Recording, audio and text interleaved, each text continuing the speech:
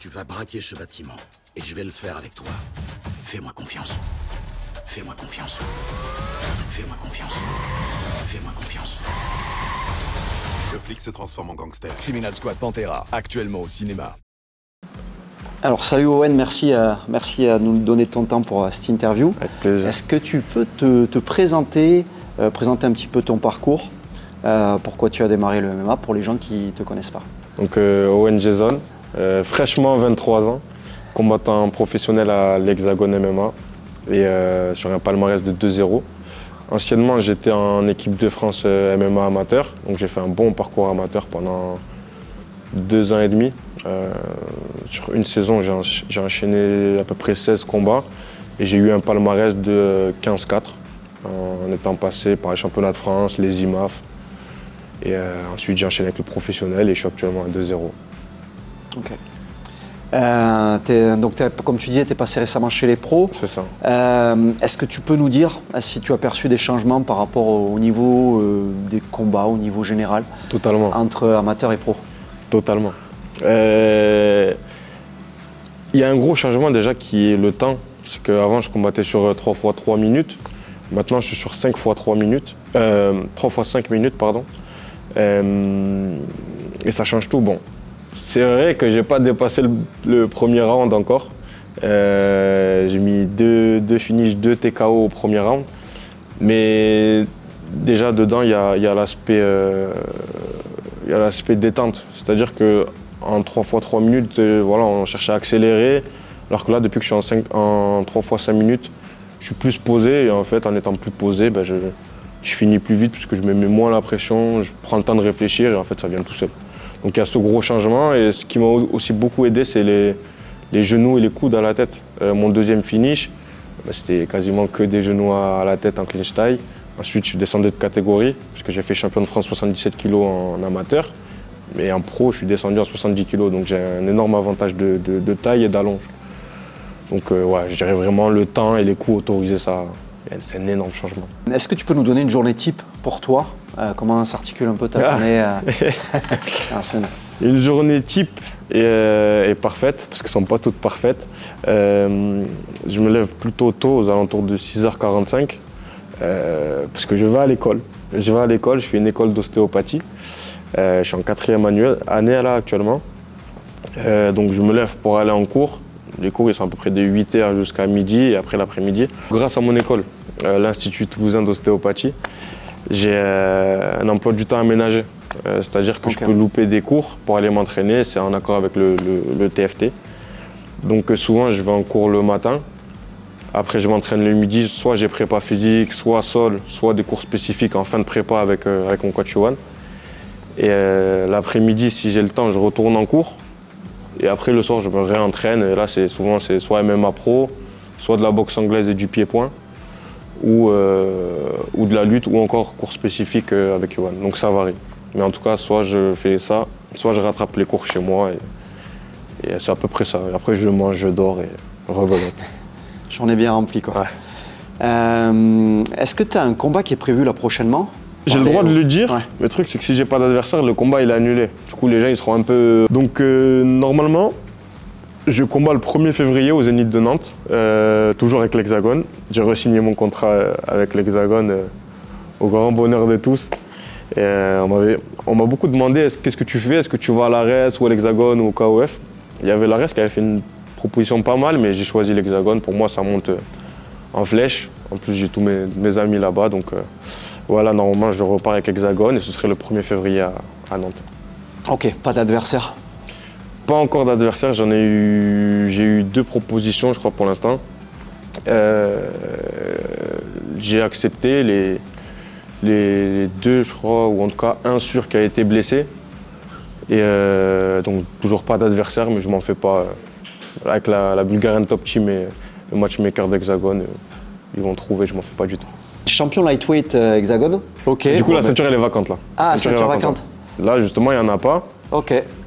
Et là, justement, la ceinture est vacante.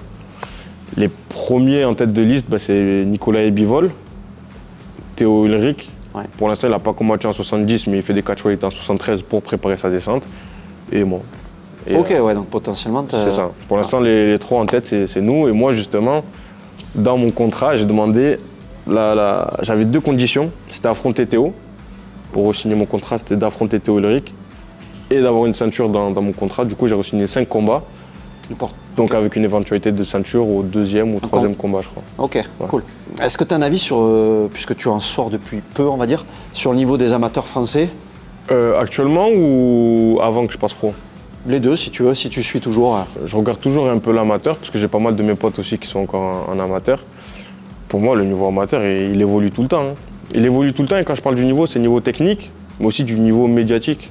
Maintenant, il y a des combats amateurs qui sont tout autant attendus que des combats pro, comme Paul Landouzi. C'est incroyable, c'est incroyable. Même moi, je suis hypé, parce que je connais Paul, je connais bien Paul du coup de l'équipe de France. Landouzi moins, mais je suis du coup. Donc ouais, déjà médiatiquement, il y a un gros step qui a été fait. Et après, je sais pas pourquoi, tu vois, mais j'ai l'impression que ma génération d'amateurs, c'est-à-dire avec Wally, Samba et tout, Hugo Vidal, tout ça, on n'était pas au-dessus. Mais je sais pas, c'était... tu vois, c'était un peu plus serré, tu vois. Moi, personnellement, pour ma catégorie 77, c'était vraiment la guerre. La première place Tapologie, elle se jouait entre Axel, moi, Théo, Amaury, Hugo. Vraiment, on était... Vraiment, il y avait vraiment un top 5, top 10, même si on compte Patrick qui à la fin est rentré dedans vu qu'il a combattu en France. Vraiment, tu vois, ça se tirait, tu vois, on voulait vraiment, on combattait tout le temps.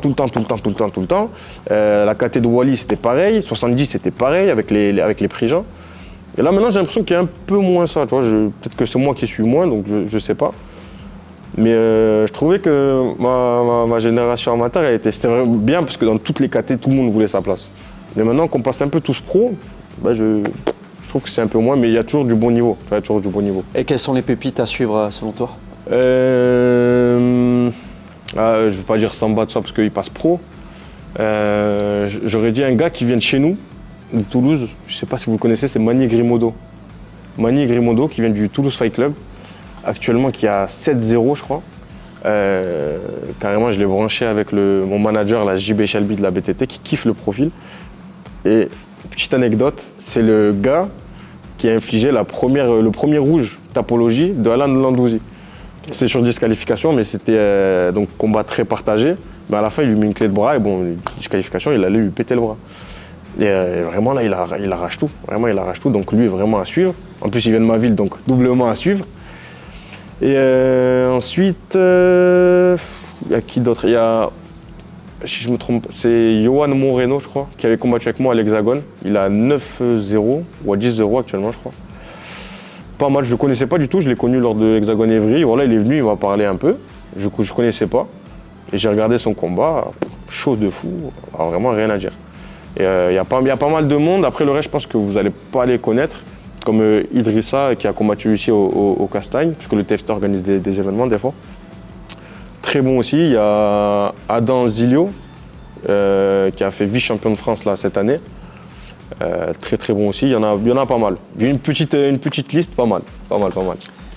Yes. Est-ce que tu peux nous donner, j'imagine quand tu as démarré le MMA, ou même peut-être que ça a évolué depuis, quel est ton combattant favori et pourquoi? Alors, cette question, on l'a souvent posée. Et c'est vrai que là, ça a un peu changé. Avant, c'était John Jones, évidemment. Pourquoi John Jones? Parce que j'arrivais un peu à m'assimiler à lui. Parce que c'était un gars, c'était John Bones Jones. Et Bones, en fait, parce qu'il était tout maigre avant. Et du coup, tout le monde se moquait de lui. Et moi, avant, j'étais vraiment tout maigre. Bon, je dis pas que je suis devenu un colosse non plus, mais avant, j'étais vraiment encore plus fin. Et on me disait, ouais, mais le MMA, c'est pour les grands gaillards. Parce qu'avant, le MMA, c'était pas si développé que maintenant. Il n'y avait pas de Sean O'Malley, tout ça. Et en fait, voir qu'un gars comme ça, Longhi, qui a réussi à vraiment faire de son physique une arme, c'était vraiment inspirant pour moi, de ouf. Et c'était un gars qui se différenciait de par ses coups de coude, de par ses coups de genoux. Donc du coup, moi, je me suis dit, quand je serai pro, je vais m'inspirer de son style. Donc ouais, lui, vraiment, c'est une référence. Je le mets toujours en premier. Mais c'est vrai qu'en ce moment-là, un gars que j'aime beaucoup, il y en a plusieurs, mais c'est Charles de Bronx. Charles de Bronx, que j'aime beaucoup. Que je regarde beaucoup, parce qu'à la base c'était un grappleur, un bon grappleur. qui a enchaîné pas mal de défaites. On disait qu'il n'avait pas trop de mental, tout ça. Et d'un coup, en 1 an et demi, il a explosé. Il a pris Dustin, Chandler, Gage. Et ça, j'ai vraiment kiffé l'énergumène. Il tombait au sol, il attendait, il se mettait comme ça. Et en vrai, quand on regarde des combats, il y a des combats où je fais ça, non pas par rapport à lui, mais j'avais tellement confiance en mon grappling, vu que j'étais un grappleur, il vient du grappling à la base, que vraiment je faisais la même chose, j'attendais parce que je savais qu'au sol, j'allais être dans mon élément. Et du coup, en fait, j'ai vraiment kiffé. Mais sinon, il y en a d'autres. Ouais. Il y a Nassourdine que j'aime bien aussi. Nassourdine Imavov, j'aime beaucoup aussi. Yes, t'as peut-être un pronostic du coup pour son combat? Moi, je vois Nassourdine gagnant. J'aime beaucoup Israël aussi parce que pareil, je me suis inspiré de son style. J'ai regardé beaucoup de vidéos. On m'entend dire je m'inspire. Je suis quelqu'un, même quand je m'entraîne pas, je regarde des vidéos. Je regarde des gars avec un peu le même morphotype que moi pour voir qu'est-ce qu'ils font comme coup. Voilà, comme ça, même quand je tourne en sparring libre, je m'impose toujours des thèmes, des coups à mettre, des défenses à mettre en place aussi. Et donc Adesanya, j'aime beaucoup, très fort. Mais moi, je suis pro-français, je suis pour Nassourdine et j'ai aussi beaucoup regardé les combats de Nassourdine et je trouve qu'il est très bon dans ce qu'il fait. T'as un prono du coup? Pour moi, Nassourdine gagnant et je vois une décision. Je ne verrai pas un KO, ça ne m'étonnerait pas un KO, mais si je devais faire un prono sûr, je dirais Nassourdine par décision unanime même. Okay. Sur beaucoup de pieds-points, beaucoup de contrôle, et beaucoup de contrôle cage, voire même du sol s'il arrive à l'emmener. J'ai confiance en lui et en Nicolas Haute. Les deux, ils sont très bons. Tu parlais de sparring tout à l'heure. Est-ce que tu pourrais nous donner le combattant qui t'a le plus impressionné jusqu'à aujourd'hui? En sparring contre qui j'ai tourné? Heureusement que c'est pas du live là, parce que là, c'est... le combattant qui m'a le plus impressionné, j'aurais dit Benoît Saint-Denis, je pense. Là, pourquoi il m'a le plus impressionné? C'est parce que j'ai tourné avec lui il y a longtemps. Il ne doit pas s'en souvenir. C'était quand il passait sur Toulouse. Et à l'époque, il était au Brave encore, il n'était pas encore à l'UFC. Il était déjà très bon, mais ça ne m'avait pas plus impressionné que ça. J'avais pas le niveau de maintenant. Bon, certes, il m'avait battu, mais ça ne m'avait pas impressionné plus que ça. Mais par contre, l'année d'après, il est revenu. C'était l'année où il est parti à l'UFC, il avait fait son combat. Et là, j'ai senti une différence, même niveau force de frappe, niveau tout. Je dis, ah ouais, ça n'a rien à voir. Et en fait, sa manière de progresser m'a vraiment étonné, sa dureté de frappe, c'est son mental. Et même maintenant, là, j'ai tourné avec lui cette semaine, la semaine dernière. Et vraiment, c'est un niveau. En fait, il évolue vite. De mon niveau à moi, qui regarde beaucoup le MMA, qui kiffe ça, j'arrive à me rendre compte de comment il met en place des stratégies.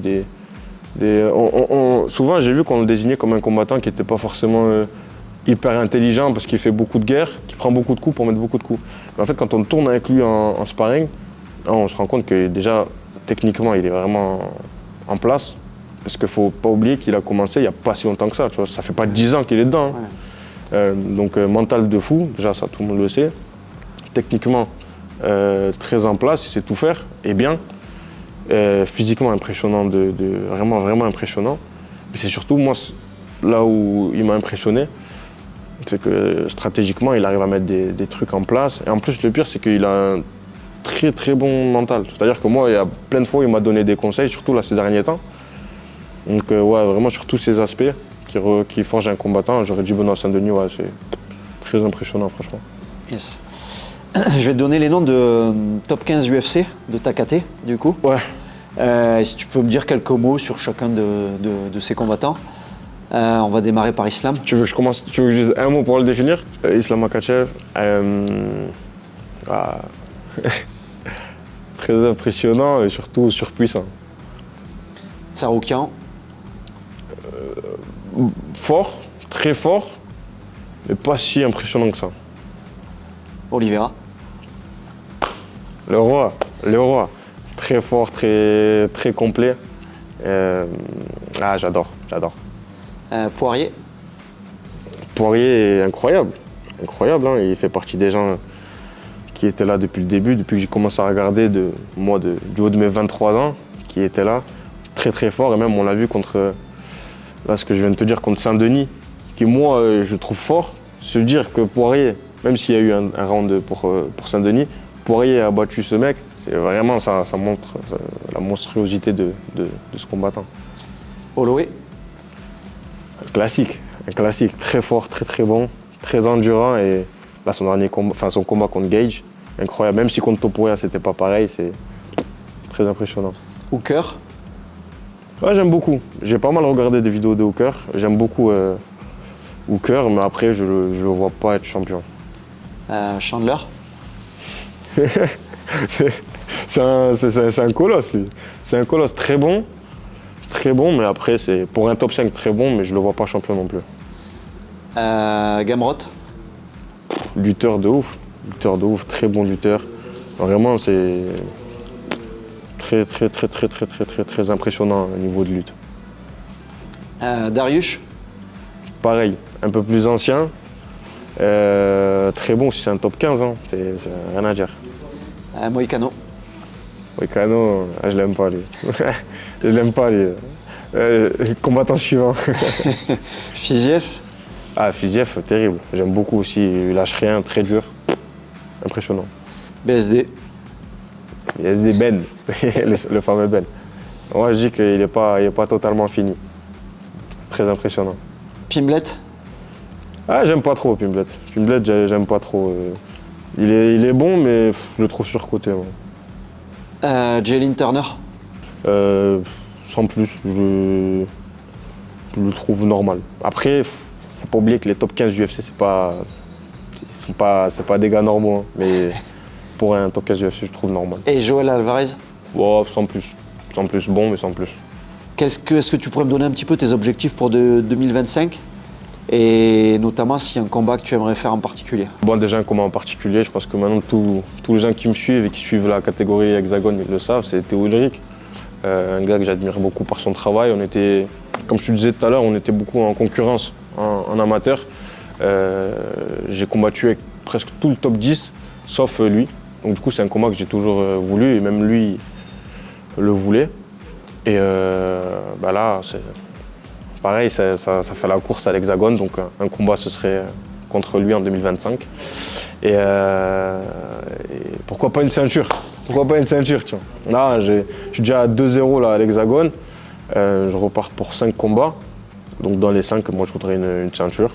Donc, pour 2025, c'est que des masterclass avec une ceinture. Et comme ça, l'année prochaine, même date, j'ai une ceinture là. Et je fais ma petite photo allongée dans le lit avec la ceinture. Yes. Pour finir, tu disais dans une précédente interview que le MMA t'avait aidé à te canaliser quand tu étais plus jeune.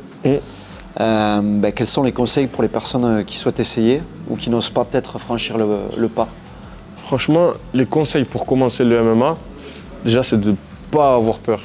C'est la première chose, c'est bizarre, mais c'est de ne pas avoir peur. Parce que souvent j'entends beaucoup de gens qui me demandent des conseils, beaucoup de gens viennent et ce que j'entends le plus c'est ouais, je vais faire un peu de cardio pour me mettre dans le MMA, pour pouvoir combattre et tout. Mais non, en fait, il faut faire du MMA pour avoir un cardio MMA, ne pas avoir peur. Au début, si tu craches tes poumons, c'est normal. Hein. Ici, on a beaucoup de monde qui viennent au TFT. Il y en a quelques-uns, des fois, ils vont faire un tour aux toilettes. Voilà, pendant la séance, ils vont vomir. Mais après, 1 mois après, 2 mois après, voilà, ils sont un peu plus en forme et puis techniquement, ils se développent. Il n'y a pas besoin de venir d'un sport de combat. On me demande aussi, ouais, tu penses que je devrais commencer par quel sport pour venir faire du MMA? Zéro sport. Le MMA, ça devient un sport à part entière.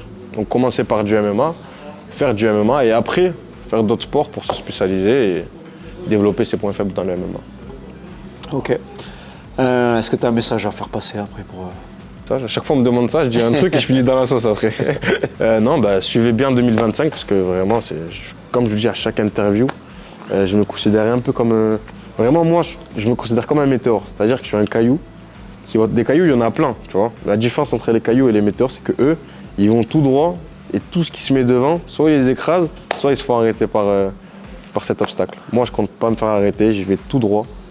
Si vous voulez suivre, c'est en 2025 qu'il faut venir parce que je vais y aller tout droit. Mais au moins, vous pourrez dire « Ah, j'étais là avant, j'étais là dès le début ».